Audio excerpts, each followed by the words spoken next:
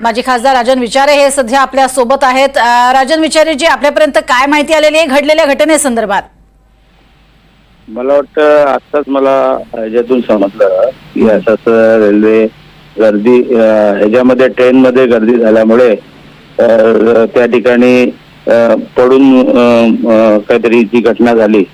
या संदर्भामध्ये वारंवार आपण रेल्वेकडे आपण मागणी करतोय की फ्रिक्वेन्सी वाढवा, कारण तुम्ही बघितले असेल कल्याण, डोंबिवली किंवा दिवा किंवा मधली जी काही स्टेशन्स आहेत यांना डायरेक्ट तिकडून जे ट्रेन्स आहेत किंवा इथून जाणारे किंवा तिकडून येणारे ह्याच्यामध्ये तुम्ही जर फ्रिक्वेन्सी जर वाढवली ही कित्येक दिवसाची मागणी आहे, पण ते अजूनही वाढवली जात नाही आणि त्याच्यामुळे प्रकार घडतोय असं मला वाटतं।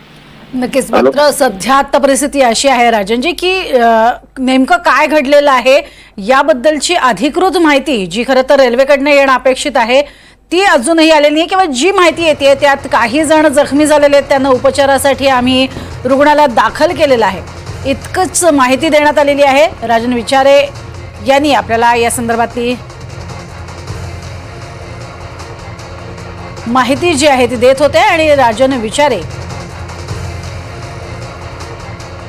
यांचं असं म्हणणं आहे की या भागावरती गाड्यांची वारंवारता प्रचंड कमी आहे आणि ती वाढवावी अशी मागणी ही आमच्याकडनं वारंवार होती आहे। अत्यंत दुर्दैवी अशी घटना आहे ज्यामध्ये आपल्याला स्पष्टपणे पाहायला मिळते हे रेल्वे ट्रॅकवरचे दृश्य आहेत आणि या दृश्यांमध्ये निश्चित पडलेले लोक आपण पाहतोय। नेमके किती जण यामध्ये दगावलेले आहेत याबद्दलची कोणतीही माहिती समोर आलेली नाहीये। अधिक माहिती भाग्यश्री प्रधान आमच्या प्रतिनिधी आपल्याला देत आहेत। भाग्यश्री, नेमकी ही घटना घडली कशी याबद्दल काही माहिती मिळू शकली आहे का? ट्रेन कुठून कुठे निघालेली होती आणि हे जे पडलेले लोक आपल्याला पाहायला मिळतात प्लॅटफॉर्मवरती ते कसे पडले याबद्दल काही कळू शकले का? अद्याप प्रज्ञा कुठलीही माहिती ऑफिशियली देण्यात येत नाहीये।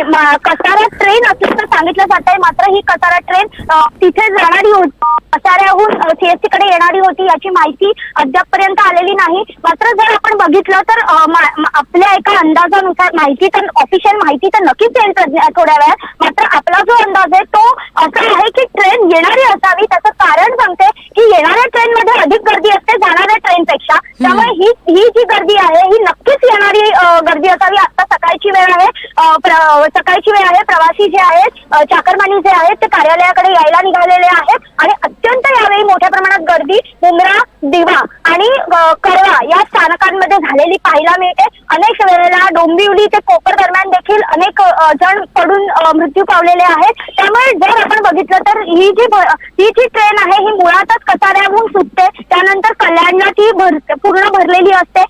कसाऱ्याहून जेव्हा ती निघते तेव्हाच मुळात ती भरून येते, मग पुन्हा कल्याण, मग डोंबिवली, कोपर, ठाकुर्ली आणि ह्या सगळ्या स्टेशनला जी मोठ्या प्रमाणात त्या गर्दी उसळते की अक्षरशः श्वास घेणं देखील त्या ट्रेनमध्ये कठीण होतं प्रज्ञा। आणि हा रोजचा प्रवास आहे मुंबईकरांचा, त्यामुळे हा रोजचा आपण अनुभवतो।